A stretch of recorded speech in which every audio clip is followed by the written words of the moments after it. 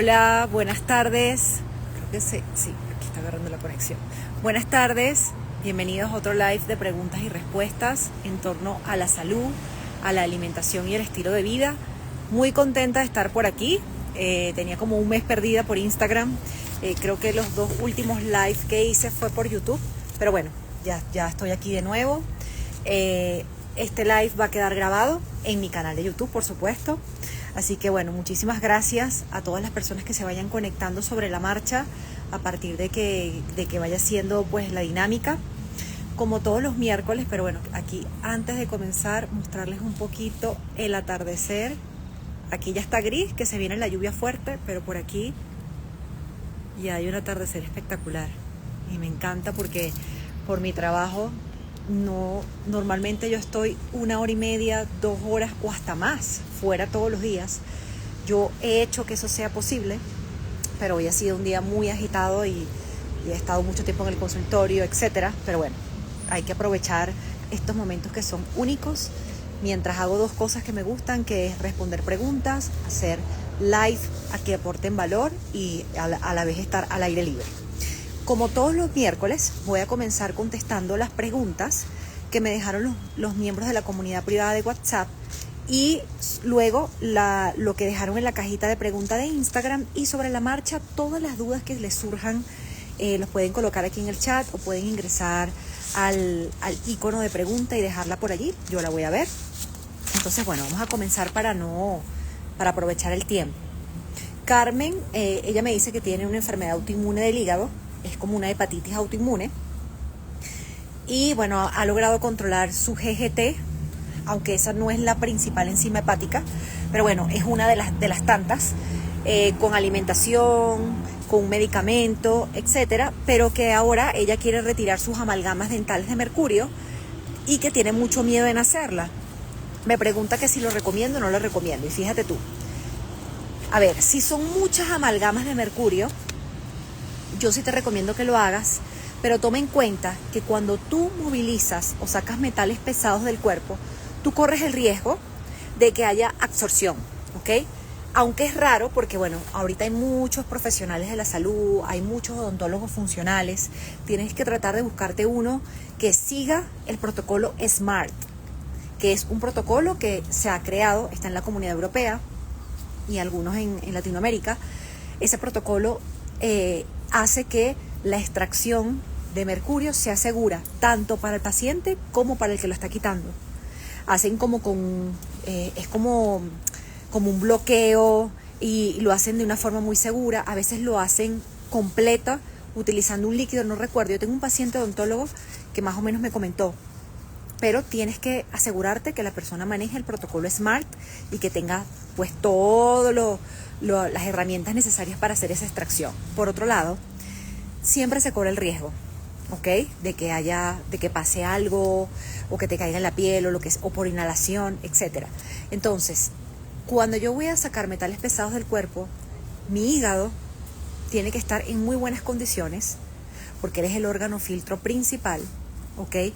Pero también tengo que tener activo los mecanismos de eliminación primarios, es decir, tengo que tener un colon que funcione bien, tengo que hacer deposiciones todos los días, tengo que tener riñones que funcionen bien, tengo que sudar, bien sea porque hago ejercicio o porque lo estimulo metiéndome en un sauna. Eso es súper importante, estimular mecanismos de eliminación. Entonces, si te lo quieres hacer, chévere, porque tener amalgamas de mercurio en la boca no es bueno, porque eso con el bruxismo, con las comidas, con la edad, eso nos los vamos tragando. Y las glándulas, sobre todo la glándula tiroidea, tiene muchos receptores periféricos a metales pesados como el mercurio.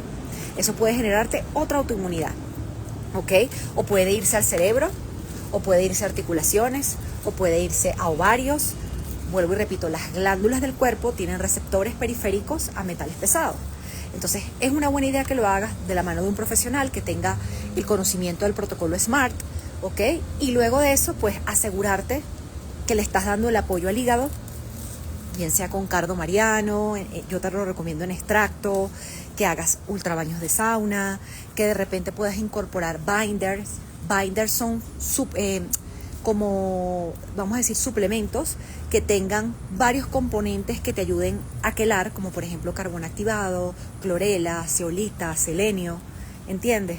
Para que te ayude y asegurarte que vas todos los días al baño a defecar, todos los días al baño a orinar y que estimules la sudoración. Si tú lo haces de esa manera, te va a ir súper bien, ¿ok?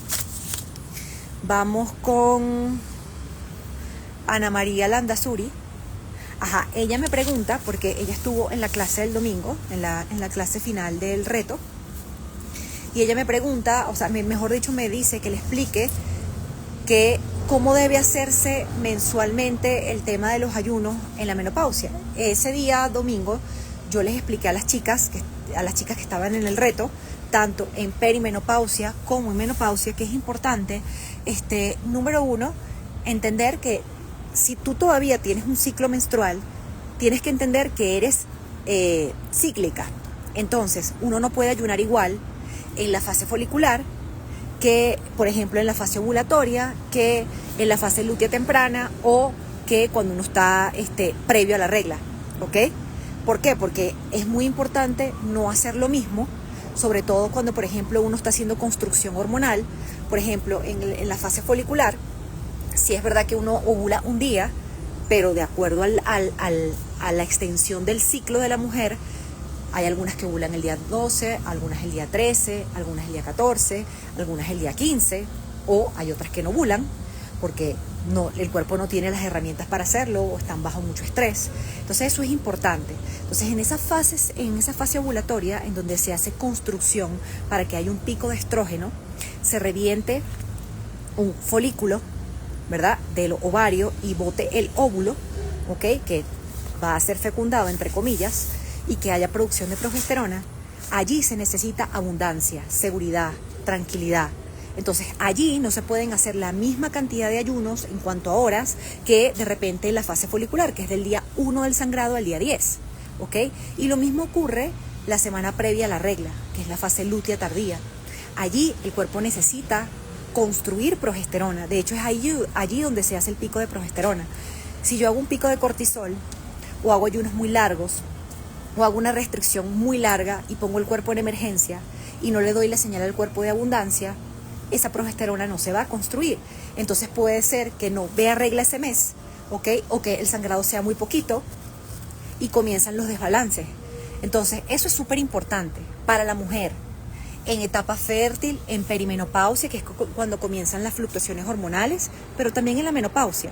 Y lo que yo expliqué allí es que cuando tú estás en menopausia y tú no tienes regla, tú tienes que llevarte con fecha calendario. ¿Qué quiere decir eso? Como tú no ves regla, no tienes un día 1 del sangrado, te vas a ir al día 1 del mes. Por ejemplo, 1 de junio. Y allí comienzas a armar. Hay que hacerlo de esa manera. ¿Por qué? Porque si nosotros nos pasamos de mambo o nos pasamos de maraca, como dicen en Venezuela, ¿qué vamos a hacer? Que vamos a mantener cortisol elevado, por ende si sube el cortisol va a subir la prolactina, si sube la prolactina va a subir la TSH, me puedo generar un hipotiroidismo, si sube la TSH va a bajar la progesterona, va a bajar la testosterona, va a bajar la dopamina, o sea, voy a comenzar a hacer una alteración hormonal por hacer siempre lo mismo, ¿ok? Independientemente de que la mujer en menopausia esté un poco más lineal, como más parecida al hombre, no es el hombre, no somos hombres, ¿ok? Y nuestros ejes hormonales, sobre todo el eje hipotálamo, hipófisis adrenal, es muy lábil, así como el eje hipotálamo, hipófisis tiroides es muy lábil. La palabra lábil quiere decir que es muy sensible, ¿ok? Unas más que otras, porque aunque podemos haber en una mesa 5 mujeres, las 5 mujeres somos distintas, cada quien tiene un umbral distinto ante el estrés, y eso puede generar que hayan fallas hormonales. Entonces eso es lo que yo quise explicar en esa charla, que la voy a profundizar el miércoles que viene. Ya va a ser una clase privada, voy a hablar un poquito más de eso porque vi que hubo muchas preguntas al respecto y quiero como que profundizarlo más, ¿ok? Vamos a pasar a la siguiente pregunta, que me la hace María B. Me coloca que si las infusiones para el hígado, sea té de alcachofa, té de diente de león, y la otra no me acuerdo cuál preguntó, que si la puede tomar cualquier persona y que cuánto tiempo. Entonces, en general las infusiones no tienen ninguna contraindicación porque no llega a tener tanta concentración de la raíz, como de la semilla o de la hoja, como por ejemplo un extracto, que es una pastilla que yo me tome, ¿ok? Ahora, yo no recomiendo combinarlas todas. O sea, yo no recomiendo tomar en un mismo día diente de león y más tarde alcachofa, no lo recomiendo, ¿ok? Yo lo recomiendo utilizar las hierbas y variarlas cada 10, 15 días, ¿ok? Y ¿en qué momento es mejor para hacerlo? Justamente cuando el hígado necesita apoyo para deshacerse de toxinas o deshacerse del exceso de hormonas, como por ejemplo el estrógeno, cuando ya se usó. Entonces, es una muy buena idea utilizar este tipo de herramientas, por ejemplo, en la fase ovulatoria, ¿ok?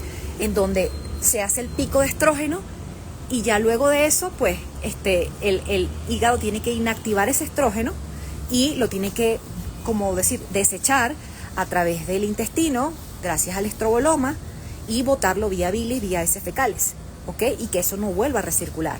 Entonces, allí es bueno hacer un apoyo hepático.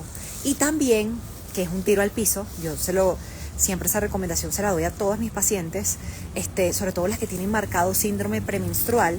Yo recomiendo mucho apoyarse en infusiones herbales en la semana previa a la regla, o sea, en la fase lútea tardía, los 7 días previos a que baje la regla. O sea, es un antes y un después. Igual que activar más mecanismos de eliminación, hacer los ultrabaños de sauna, son una maravilla en ese entorno, pues, porque ayuda justamente a que la fase menstrual sea menos dolorosa, haya menos inflamación, sacar toxinas de una forma más potente a través de la piel, como por ejemplo urea, bilirrubina, cadmio, plomo, arsénico, BPA, etc. Entonces es una buena herramienta, ¿ok? A ver, Carolina Carrión me pregunta, épocas donde sale caspa y otras no. Bueno, fíjate, eso no es normal. Eso no es que en una época del año tenemos caspa y en otras no. Porque la caspa tiene que ver con descamación del cuero cabelludo. Puede ser resequedad producida, por ejemplo, por un champú que estés utilizando, sobre todo champús químicos, o sea, un cambio de marca que hayas utilizado, que te esté quitando la grasita natural que debe tener la piel. Recuerden que las mucosas producen secreciones que son protección. Entonces, la caspa usualmente es resequedad, ¿ok? Y en otras ocasiones tiene que ver con hongo, ¿ya? Entonces, no es normal, no es que en unas épocas sí lo voy a tener y en otras épocas no. Entonces, en unas épocas es normal y en otras no funciona de esa manera. Entonces, la invitación aquí es revisar si en efecto cambiaste algún producto de limpieza, si te moviste de una marca a otra, ¿ok? O ver, por ejemplo, si has dormido. Hay personas que tienen el pelo húmedo y se agarran una cola y el cabello nunca se seca. O hay personas que ya tienen, por ejemplo, a nivel intestinal, tienen, ¿cómo que se llama eso? Tienen un reservorio de cándida a nivel intestinal. Y acuérdense que la cándida, cuando se hace sistémica, es porque, si vieron el video que les publiqué la semana pasada, mutó a hifa, pseudohifa, y vía ganglios mesentéricos, vía circulatoria, puede pasar y poblar cualquier otra mucosa, sea piel, generar hongo en la piel, hongo en las uñas de las manos, de los pies, hongo en el pelo, o sea, hongo en la cabeza, en la mucosa orofaringia o en la parte geniturinaria, en la parte vaginal. Entonces, ahí tienes como 2 escenarios. Yo te invito a que revises eso, ¿ok? Ajá, eso. Maribel Estrada me pregunta, mujer, de 48 años que toma hierro por anemia, ¿puede sustituirla por otra cosa? Por supuesto. Mejor que el hierro es la lactoferrina, porque es una proteína que el cuerpo la va a reconocer, porque la tenemos de forma natural, pues, en la leche materna, en el calostro, en la saliva, en las lágrimas, incluso en los mocos, en los neutrófilos. O sea, es una proteína que el cuerpo reconoce. O sea, forma parte del grupo de las transferrinas del cuerpo.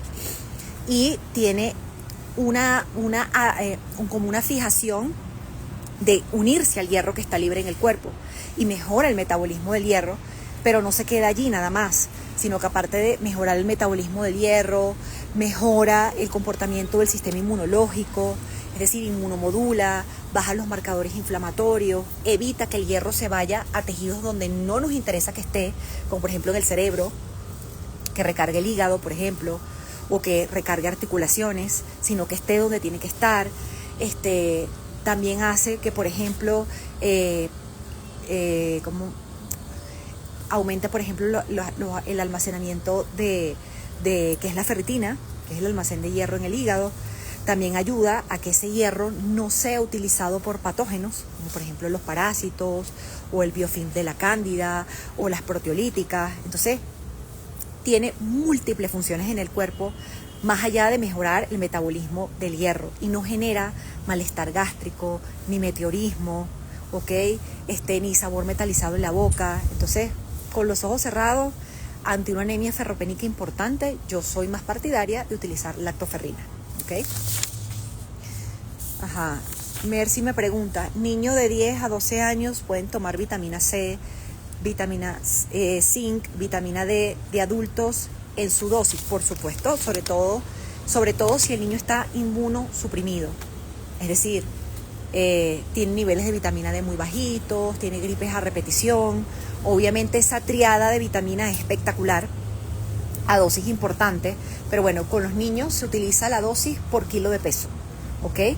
Y de hecho en Amazon hay productos infantiles, o sea, con dosis infantiles ya pesada en niños y de una forma de absorción mucho más amigable. Por ejemplo, hay spray de vitamina C, hay spray de vitamina D con K, hay spray de zinc o presentaciones en polvo, que son más fáciles para administrárselos a los niños, pero obviamente las dosis es por kilo de peso y eso debe pautarlo un pediatra, ¿ok?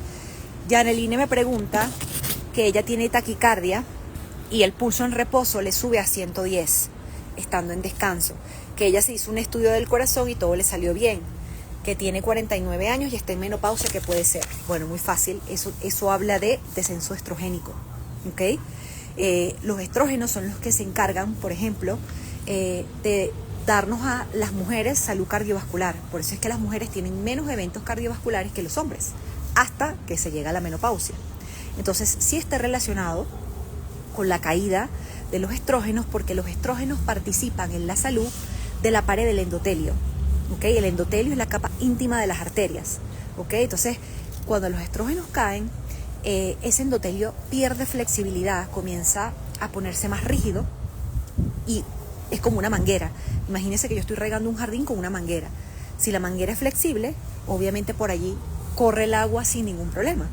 Pero si la manguera comienza a envejecerse y comienza a ponerse dura, el agua ya no pasa igual. Empieza a haber un poquito de obstrucción. Y eso mismo pasa con los vasos sanguíneos. Recuerden que los vasos sanguíneos son venas o arterias, ¿ok? Entonces, esa es la conexión que hay entre la caída de estrógeno y la salud cardiovascular. Pero por otro lado también puede ser un pico de cortisol, ¿ok? Justamente por los cambios hormonales que estás viviendo en la menopausia. Recuerden que al final del día estrés es estrés y el cerebro no diferencia de que te esté persiguiendo un león a que estés entrando en menopausia y hay una pérdida o un descenso importante endógeno de hormonas como estrógeno, testosterona, progesterona, o que no estés durmiendo, o que tengas todos los síntomas de la menopausia, los hot flashes, etcétera. Eso genera estrés y eso genera una subida de cortisol. Y el cortisol señaliza a la producción de hormonas como por ejemplo la vasopresina. Y la vasopresina se encarga pues de regular todo lo que es los líquidos en el cuerpo, ¿ok? Y la presión arterial. Entonces también puede señalizar para que haya un aumento de esa vasopresina y tú veas un cambio en la frecuencia cardíaca. Entonces, obviamente por los dos lados tiene mucho sentido. La caída de estrógeno, ¿verdad? Y el cambio pues del endotelio vascular, pero también que esté generando picos de cortisol. Entonces allí la solución está, número 1, ver si eres candidata para terapia de reemplazo hormonal con un médico funcional, una mujer o un hombre que sepan, ¿ok? Y siempre en equilibrio, o sea, siempre es estradiol con estriol, progesterona, o sea, nunca se da el estradiol o el estrógeno solo, ¿ok? Y ver si eres candidata para eso, porque no todas las mujeres son candidatas para terapia de reemplazo hormonal, porque tienen problemas de coagulación o han tenido problemas de quistes, tumores, etcétera. O sea, eso es muy personalizado. Y lo del cortisol, tú sí lo puedes mejorar a través de técnicas de gestión del estrés, mejorar tu ritmo circadiano, estar más al aire libre, hacer grounding, meditar, respirar, hacer ejercicio, cuidar tu descanso, utilizar adaptógenos como la ashwagandha, por ejemplo, o el azafrán. Todo ese tipo de cosas tú sí las puedes manejar. Entonces por allí van los tiros. Incluso, fíjate, acuérdate que la bomba sodio-potasio es la que hace esto, contraer y relajar a nivel cardíaco.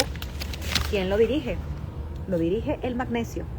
Entonces también adicionar más magnesio, como el taurato, por ejemplo, de magnesio, también te puede ayudar a que haya un equilibrio entre esa contracción y esa dilatación, ¿ves? Y se te pasa ese malestar. Cuestión de que comiences a hacer acciones para ver si la cosa funciona.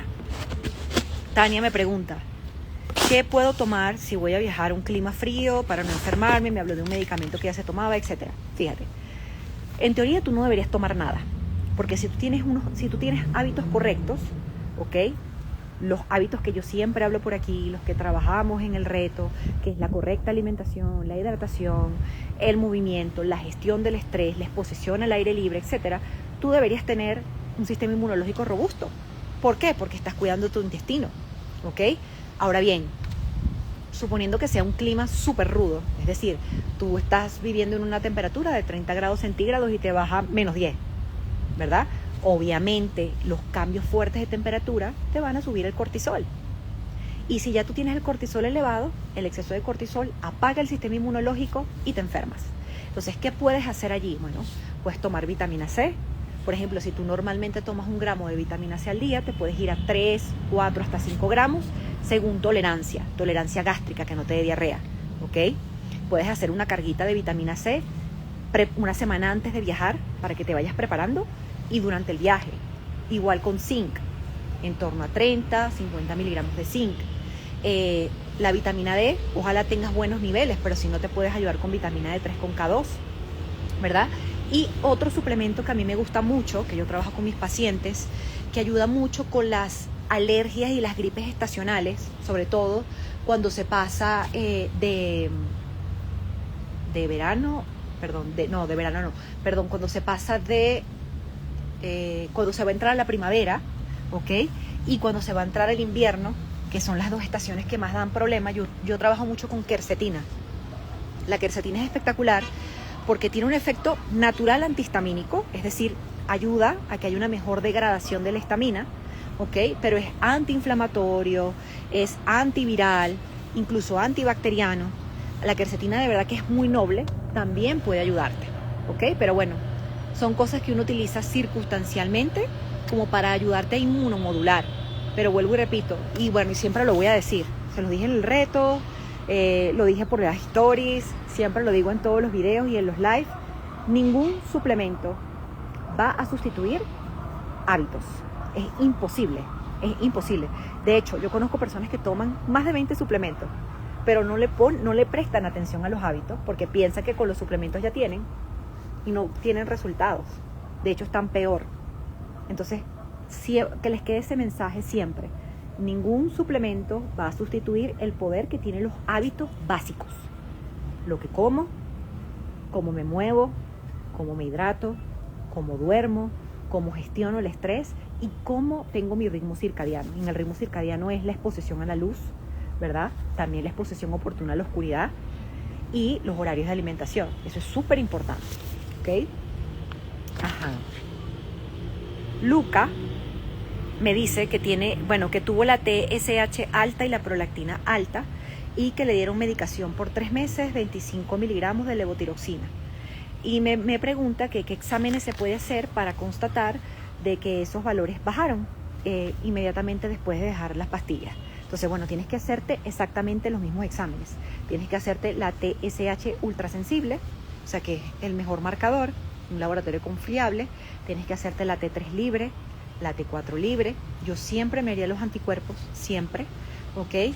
Obviamente miraría la prolactina, pero junto con la prolactina miraría el cortisol AM, ¿ok?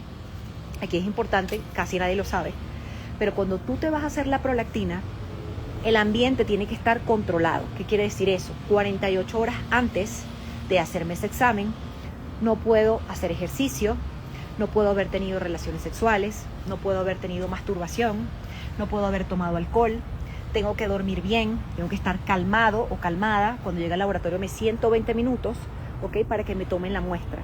Si yo lo hago de esa manera, no me va a dar un falso positivo. Eso es súper importante, ¿ok? Y me llama la atención lo que dijiste de la prolactina porque, bueno, esto a mí me pasa muchísimo, muchísimo. Hay gente que trae los exámenes de prolactina. Obviamente yo siempre pregunto si los tomaron adecuadamente, porque si la persona entrenó el día anterior, se estresó llegando al laboratorio, no se sentó y le tomaron la prueba, eso va a salir elevado. Y no me va a hablar, o sea, el examen no me va a dar la realidad. O sea, la prolactina es muy sensible, ese examen, a estar modificado al igual que la DHEA. Entonces son cosas que hay que cuidar bien antes de hacerse la toma del examen. Y también entender que una prolactina elevada, por ejemplo, en 18, en 19, en 20 y 30, que no necesariamente te habla de que tengas un microprolactinoma en la silla turca, nos habla de que hay estrés, ¿verdad? La prolactina es una hormona de la elasticidad. Siempre que el cortisol se sale de control o no está bien manejado, la prolactina va a subir y es una forma que tiene el cuerpo de protegernos. Entonces, cuando la prolactina sube, la TSH comienza a subir también, ¿ok? Mis hormonas sexuales femeninas o masculinas comienzan a bajar porque me pongo en modo supervivencia. No es momento para reproducirme, no es momento para tener relaciones sexuales, sino para sobrevivir, ¿ok? Entonces, allí es súper importante porque, por ejemplo, seas hombre o seas mujer, a veces es importante la intervención médica y el uso de medicamentos como la cabergolina, ¿ok? Estoy cansada, literalmente, yo he visto demasiados pacientes en donde no le prestan atención y yo siempre les digo, tienes que ir a tu ginecólogo, tienes que ir a tu urólogo, porque probablemente esto requiera cabergolina. La cabergolina es un medicamento que es fastidioso, se toma una vez a la semana, pero a veces es necesario, porque una vez que uno controla la prolactina, la tiroides se controla solita, la TSH entra en rango, la progesterona, la testosterona, sube la dopamina, todo entra en rango, ¿ok? Entonces, a veces la falla comienza desde el eje central, desde la prolactina, que se produce pues a nivel hipoficiario. Entonces, eso es súper importante porque si eso no está controlado, las demás hormonas se van a salir de control. Y a veces es importante la intervención del medicamento. Vuelvo y repito, puede ser algo circunstancial, puede ser una inflamación o muchos estresores o mucha señalización de estrés que hizo que esa hormona subiera, pero a veces gestionando el estrés o con los hábitos se demora y mientras se demora todas las demás hormonas caen a pique. Entonces eso es importante porque yo lo he visto mucho, pero mucho en mujeres, más que en hombres. En mujeres porque nuestros ejes hormonales son más lábiles, es decir, sensibles, y la prolactina alta no te va a dejar ovular, no te va a dejar lograr un embarazo, no te va a dejar superar el hipotiroidismo, así sea subclínico, ¿ok? No te va a dejar que la testosterona suba, te vas a sentir deprimido o deprimida porque cae la dopamina. Entonces, es importante resolver eso. Hay una jerarquía hormonal y eso hay que saberlo, hay que conocerlo y hay que respetarlo. Y con base a eso aplicar las acciones, ¿ok? Ajá. Creo que esas son las preguntas. Vamos a ver aquí las de... Hola, ¿qué tipo de alimentación recomiendas cuando hay colon irritable? O mejor dicho, ¿qué debo evitar? Bueno, claro, esto es muy individual. Porque el colon irritable, ¿qué es? El colon irritable es una patología en donde hay irregularidad en el tema de las deposiciones. Es decir, el colon irritable es que puede haber como un intercalado entre diarrea, estreñimiento, inflamación, con gases y dolor, ¿ok? Normalmente el colon irritable parte desde el sistema nervioso central. Tiene que ver mucho con el estrés. ¿Por qué? Porque los dos cerebros están conectados, tanto el cerebro craneal como el cerebro intestinal, ¿ok? O sea, está conectado el sistema nervioso central autónomo con el sistema entérico, que es el sistema del intestino. Normalmente el síndrome de intestino irritable, que lo dice la palabra, va por el estrés, ¿ok? Entonces, ¿qué es lo primero? No se escucha, qué vaina.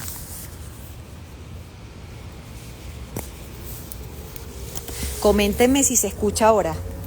O sea, ¿cuánto tiempo hablé que no se escuchó? Qué desgracia. Debe ser que se dañaron los auriculares. Espero que se esté escuchando. ¿Se escucha ahora? Déjenme saber. Qué raro. Qué raro, qué raro, qué raro. Tengo todo el volumen arriba. Ah, ya se escucha. Entonces, voy a repetir todo lo que he dicho. ¿Qué tipo de alimentación recomiendo cuando hay colon irritable? Entonces, esto no es un tema tanto de alimentación. Obviamente que van a haber alimentos que van a gatillar, pero el colon irritable, te lo está diciendo, parte del sistema nervioso central, ¿ok? Tiene que ver con estar mucho tiempo en simpaticotonía. Y eso puede generar fluctuaciones en las deposiciones o en el ritmo intestinal. El intestino irritable puede combinar diarrea con estreñimiento, por ejemplo, inflamación con gases y dolor. Eso es el síndrome de intestino irritable. Entonces, activando el nervio vago, es decir, volviendo a reconectar los dos cerebros, el cerebro craneal con el cerebro intestinal, o el sistema nervioso central autónomo con el sistema nervioso entérico, que es el que está en el intestino, ¿verdad? Con todas las estrategias para activar el nervio vago. Aquí yo te invito a profundizar. Ve a mi canal de YouTube, Majo Health Coach, vas a buscar nervio vago y todo lo que yo te invito a hacer allí. Los mantras, los sonidos, las arcadas, hacer grounding, abrazar un árbol, tocar a tu mascota, oler la cabecita de un bebé, hacer mandalas, todo lo que estimule el nervio vago, la respiración es muy importante, ¿ok? El ejercicio físico, todo lo que estimule el nervio vago le va a dar calma a tu sistema nervioso central, ¿ok? Y va a bajar la irritabilidad del intestino. Eso es súper importante. Hay una diferencia muy grande entre el síndrome de intestino irritable y todas las demás patologías intestinales, porque esta sí parte directamente del eje central, ¿ok?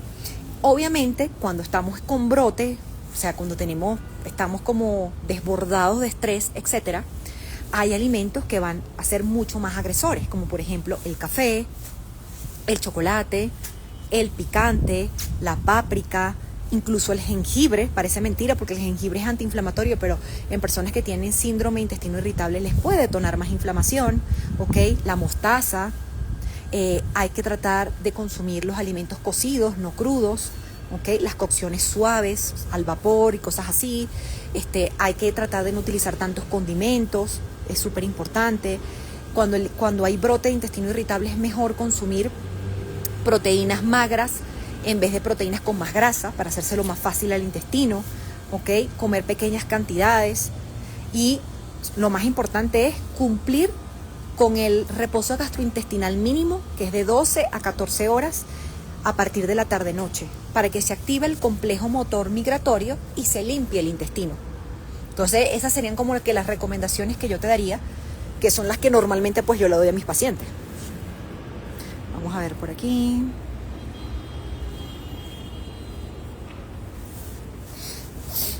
Hola Majo, ¿qué tan frecuente se puede hacer la cura del limón y cuántos días sugieres? Bueno, tal cual como lo dice mi ebook, dependiendo de la persona. ¿Por qué dependiendo de la persona? Depende de la edad.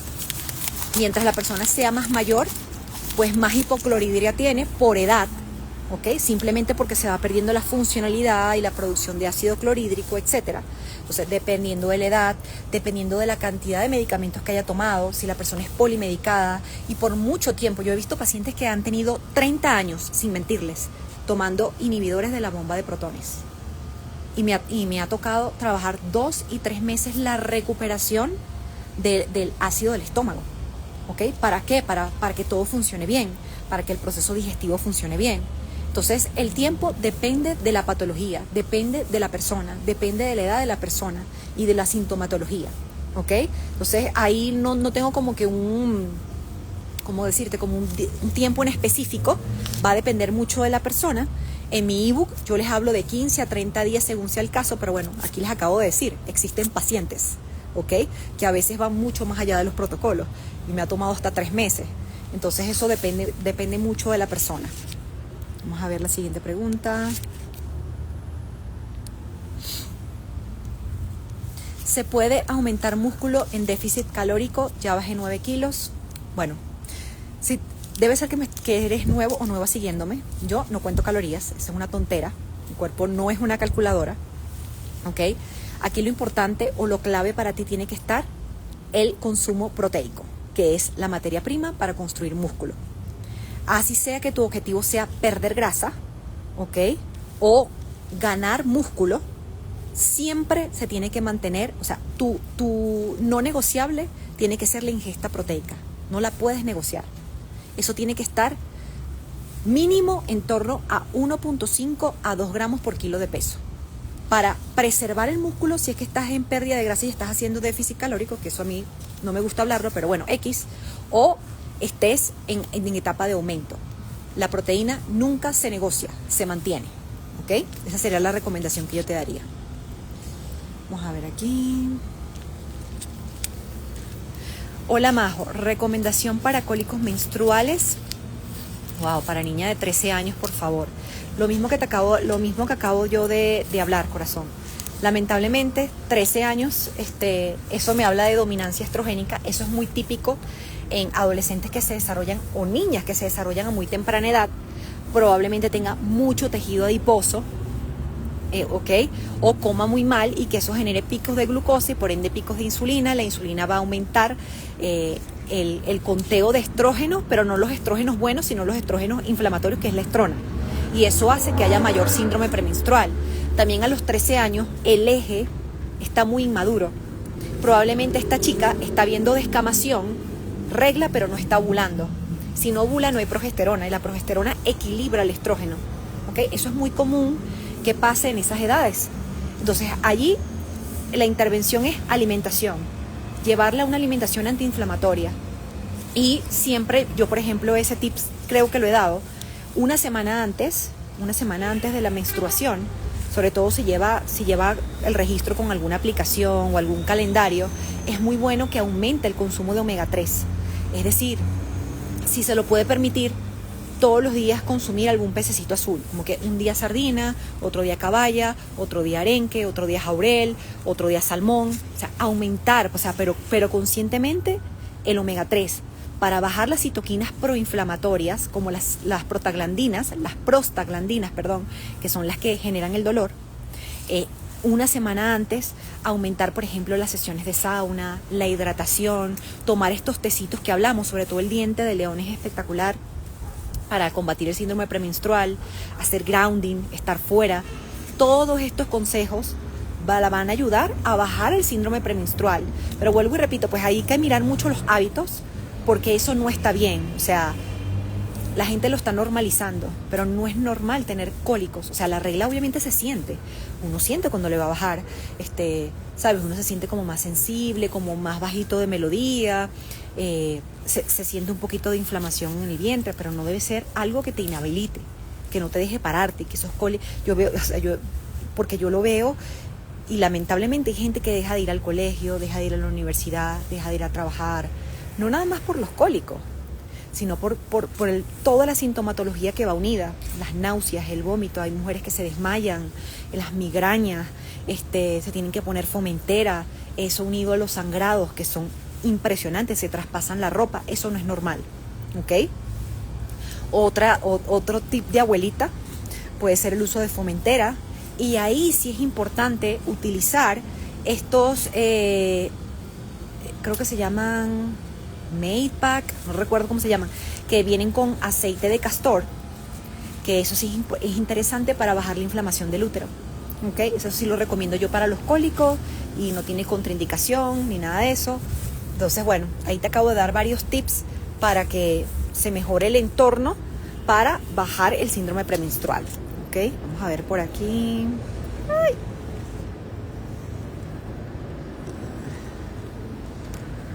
A ver. Ya sé. Dios mío, cuánto tiempo hablé que no se escuchaba. Que es lo mismo. Es lo mismo si ya no tenemos matriz. Me imagino que aquí está preguntando con el tema de los ayunos. Por supuesto. No tienes matriz, te hicieron una histerectomía. No sé si fue total o parcial. Parcial es que nada más te sacan el útero. Total es que te sacan los ovarios. Y si te sacan los ovarios, bueno, ya estás en menopausia. Si te sacan la matriz, o sea, el útero, no ves regla, pero todavía, o por lo menos por 2 o 3 años, tus ovarios van a responder, ¿ok? Y luego se van a ir atrofiando, porque va a haber, el cuerpo va a sentir que hay un vacío. Eso pasa normalmente con la histerectomía, pero es lo mismo, es exactamente lo mismo. Usa fecha calendario, ¿ok? En menopausia se utiliza fecha calendario y ahí lo voy aplicando. Mismas acciones, mismos resultados. Al cuerpo hay que sorprenderlo, al cuerpo hay que darle distintos estímulos, ¿ok? Para que él siga evolucionando y no se estanque. Eso es súper importante. Vamos a ver por aquí.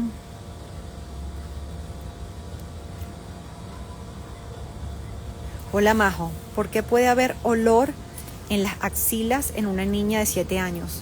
Fallan los mecanismos de eliminación, corazón. A ver, los mecanismos de eliminación son los primarios: orine, materia fecal y sudor. Cuando esos mecanismos fallan, por ejemplo, esa niña tiene estreñimiento, no se hidrata lo suficiente, es decir, que los riñones no hacen su trabajo de filtrado diario, no suda, se activan los mecanismos secundarios, que es mucosas. La mucosa es piel. Entonces comienzan esos malos olores, puede salir incluso rash, eczema, el acné, ¿verdad? ¿Cómo es que se llaman? Los forúnculos, que son estos abscesos que suelen salir, ¿ok? Y cuando ese paso secundario de sacar toxinas por mucosa falla, comienza el terciario, que es producir masas en el cuerpo. Entonces comienzan los lipomas, los nódulos, las masas, los quistes, los tumores. El cuerpo tiene como que un plan A, un plan B y un plan C para protegernos siempre, siempre. Es una forma de encerrar a las toxinas para que no se esparzan por el cuerpo y no generen daño. Entonces, cuando yo tengo una niña de 7 años que no debería tener mal olor, ¿por qué? Porque su parte hormonal debería estar silenciada, porque es una niña, ¿ok? Pero yo veo que ella comienza a tener como que ese olor fétido en las axilas, que está más asociado pues a los picos hormonales, al desarrollo. Definitivamente tiene que ver con los mecanismos de eliminación, ¿ok? Al final todo comienza desde la casa, desde los hábitos. Hay cosas que uno puede retrasar, como por ejemplo el desarrollo, a través de los hábitos.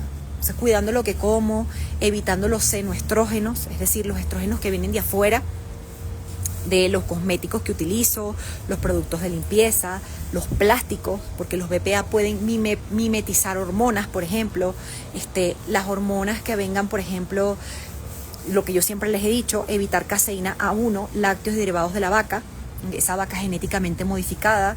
Esos estrógenos generan proliferación y multiplicación en el cuerpo, exceso de seborrea, exceso de moco, ¿ok? Inflamación. Entonces, ese tipo de cosas hay que evitarlo. Por supuesto, las carnes de engorde, la gente que le gusta, no, que la carne brasilera, que la carne uruguaya, que la carne argentina, esas carnes son de exportación. Eso lleva más que hormonas. Entonces, ese tipo de cosas hay que evitarlas. Tratar de comer lo más local, lo más orgánico, lo más grass-fed que se pueda, que uno se pueda permitir, ¿verdad? Porque no todo puede ser perfecto, pero si no me lo puedo permitir, lo que hago es consumir cortes magros, evitar los cortes que tengan grasa, porque en la grasa del animal, así como del ser humano, es protectora, porque allí se alojan las toxinas, las hormonas, etc. Entonces, tratando de comer de esa forma, yo evito exponerme más de la cuenta a hormonas externas y puedo frenar esa aceleración del eje hormonal de la niña. Y más que todo sucede en las niñas, no tanto en los niños, más bien en los niños es un retraso en el desarrollo, ¿ok? Vamos a ver por aquí. Mayre Throa, hola, llegué tarde, dejé una pregunta sobre el colon irritable y la alimentación que evitar. Gracias, ya lo respondí, mi corazón. Ya cuando quede el live grabado, va a quedar aquí grabado en el feed de Instagram, pero también lo voy a montar ahora más tarde en el canal de YouTube. Lo vas a poder escuchar desde el principio y escuchar la respuesta que di, ¿ok? Y bueno, chicos, ya con esto vamos finalizando. Yo sí quería contarles algo, pero con tanta vaina ya se me fue. Pero bueno, nada más recordarles que aquí en Instagram tienen mucha información, ¿verdad? Pero si ustedes quieren un formato más largo, como más estructurado, recuerden que tienen una biblioteca de más de 800 videos en el canal de YouTube, Majo Health Coach, en donde si tú tienes alguna duda en particular, me invento, estrógeno, progesterona, ciclo menstrual, perimenopausia, cáncer, síndrome de intestino irritable, tú lo colocas en la lupa del canal y ahí te va a salir el video que he desarrollado en torno a la materia. Obviamente, ahí uno tiene que estar constantemente actualizándose, porque de eso se trata, y hay videos que yo voy actualizando, voy complementando. Por supuesto, las temáticas para mí son ilimitadas, cada día van a salir cápsulas nuevas, pero para las personas que están buscando como mayor direccionamiento o como que tomar apunte, estudiar acerca de un tema, siempre van a tener a disposición el formato largo. El formato largo. YouTube está hecho para informar, para educar. Entonces, por allí, yo siempre con los ojos cerrados los voy a direccionar porque, bueno, hay muchísima información y hay información actualizada y habrá mucho más, ¿ok? Eso por un lado. Lo otro, recuerden que la semana que viene, que ya se cierra el mes de mayo, viene la clase mensual que es privada, solamente para los miembros de la comunidad. ¿Ok? Eso va a ser por YouTube el miércoles que viene, en donde voy a profundizar un poquito más acerca de la periodización del ayuno de acuerdo al ciclo menstrual en etapa fértil, perimenopausia y menopausia. Voy a hablar acerca de eso. Obviamente voy a contestar preguntas, siempre lo hago. Siempre contesto preguntas. Ese live no queda grabado porque es solamente para los miembros de la comunidad, o sea, no lo van a tener disponible en YouTube. Y voy a publicar el blog número 11. Justamente voy a hablar de la jerarquía hormonal, de cómo entenderlo, cómo el cortisol marca la pauta, para bien o para mal. Eso es súper importante, lo voy a publicar la semana que viene. Y la semana que viene también voy a hacer el sorteo para saber exactamente quién es la mamá que va a ganar la sesión de coaching conmigo. Recuerden que ese fue como el regalo que quise dar este mes para celebrar el mes de las madres. Entonces, hasta la semana que viene, creo que el sorteo lo vamos a hacer el 31. En eso quedé con el chico que me ayuda. Y bueno, obviamente lo voy a estar publicando por todos lados.